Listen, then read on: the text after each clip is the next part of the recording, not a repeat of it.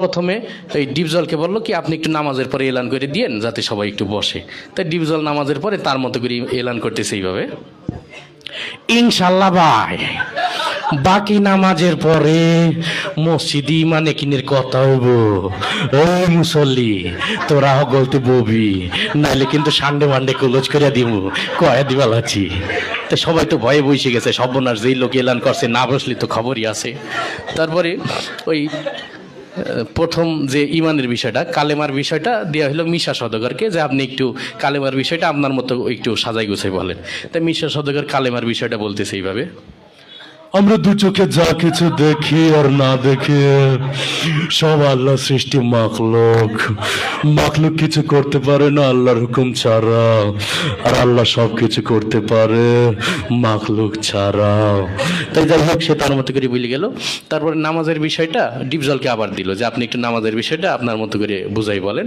তাই ডিপজল নামাজের বয়ানটা করতেছে এইভাবে, এই আল্লাহ রসুল যেমতে যেমতে নামাজ পড়ছে আর সাহাবিগো হিকাইছে অমতেই নামাজ পড়তে হইব, বোঝো নাই মাসলাডা দুধু খা ওই নৌসাব নামাজ হিকাই দিবি। যাই হোক সে তার মতো করে বললো। তারপরে জিকিরের বিষয়টা দিয়ে হলো কাবিলাকে, যে আপনি একটু আপনার মতো করে কি জিকিরের বিষয়টা একটু বুঝাই বলেন। তাই কাবিলা জিকিরের বয়ান করতেছে এইভাবে, ওর হালতে মাওলা পাকে জিকির তোমার দিলের ভিতরে টাস টাস করে দিয়ে বাজতে থাকবে। জিকির হইলে যদি তুমি কবরের ভিতরে হান্দাইতে পারো তাইলে তো বাইসি গেলা, আর জিকির না হইলে কবরে হান্দাইলে ফেরেশতারা তোমার 14 শিখের ভিতরে হান্দাই দেবে। যাই হোক সে তার মতো করে বলে গেল।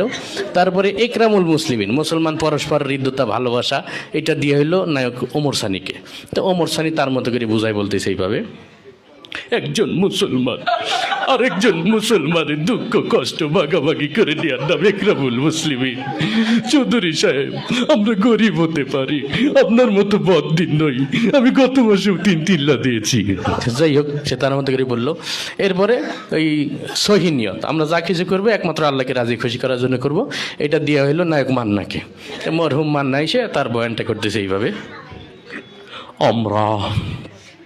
আমরা যা কিছু করব পৃথিবীর কোনো মানুষকে খুশি করার জন্য করব না, সবকিছু আল্লাহকে রাজি খুশি করার জন্য করব। যাই হোক সে তার মতো করে বলে গেল। এরপরে তাবলিগের বিষয়টা দেওয়া হলো নায়ক রুবেলকে। তাই নায়ক রুবেল তার মতো করে বলতেছে এইভাবে, আল্লাহর দিয়া জান, আল্লাহর দিয়া মাল, আল্লাহর দিয়া সময় নিয়ে আল্লাহর রাস্তায় বের হয়ে আল্লাহর দিয়া জান মাল সময় সঠিক মূল্যায়ন করতে হবে। আর জেনে রাখি শয়তান, তুই যদি আল্লাহর দিয়া জান, আল্লাহর দিয়া মাল, আল্লাহর দিয়া সময় সঠিক মূল্যায়ন না করিস তুই বেঈমান হয়ে মারা যাবি, বেঈমান হয়ে মারা যাবি। এই ছিল আর কি বিষয়টা।